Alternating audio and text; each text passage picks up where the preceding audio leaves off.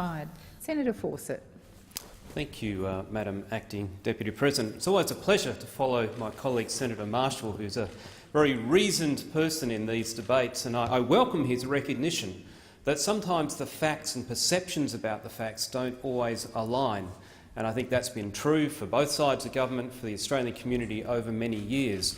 What's important is understanding what those facts are, recognising and empathising with the people who are affected, and then deciding how do we reach an outcome. What is the outcome that is in the national interest and is in the interest of those people who are affected?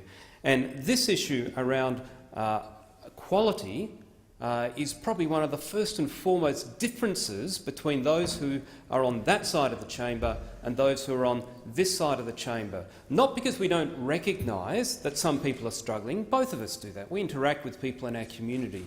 The difference is, what are we going to do about it? And that's where the focus for the government and people on this side of the chamber is, how do we help people get ahead? How do we help people to seize opportunity and to grow a future for themselves and their families, as opposed to how do we help people to get even, which is the approach that is so often taken by those opposite. And that concept of evening out the existing pie can only go so far. If we look to the ABS, the lowest 20% of households on average receive cash transfers and social services benefits that are worth more than 8 times what they pay in taxes. In 2015, the Productivity Commission found that 40% of families pay no net tax after taking into account their transfer payments, like the family tax benefit. By contrast, the top 10% of income earners in this country pay almost 50% of the personal income tax received by the government, and the top 1% pay a staggering 17% of all tax received. So this approach of let's claw from people over there so that we can even it up here logically has a finish point. It can only go so far, either before they run out or you remove the incentive of people to actually work hard, invest in their own training and personal development, to get jobs, to earn money so they can pay that tax.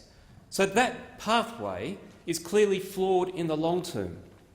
This government has a different approach. This government is about growing opportunity, about providing the opportunity for people to get jobs so that they can seize opportunity, grow the national wealth, and everybody can then share in a growing national economy.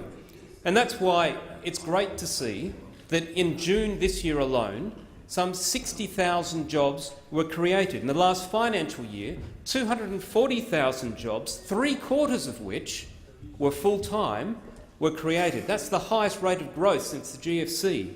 And since this government's been elected, some 700,000 jobs, more than 50% of which have been created. So this government is about creating jobs and opportunity, and its policies are working. Now, in terms of the data around inequality, members opposite have criticised the Treasurer for his comments, but I noted in question time today that they are very happy to quote the HILDA survey. That's the Household Income and Labour Dynamic Survey in Australia, which has been a long-term longitudinal study. Well, it's interesting in this debate, if we look at the fact that Mr Roger Wilkinson, who's the Deputy Director of the Melbourne Institute and responsible for that survey, rejects the notion of growing equality. He told the Melbourne Institute's Economic and Social Outlook Conference, and I quote, "If anything, equality has been declining."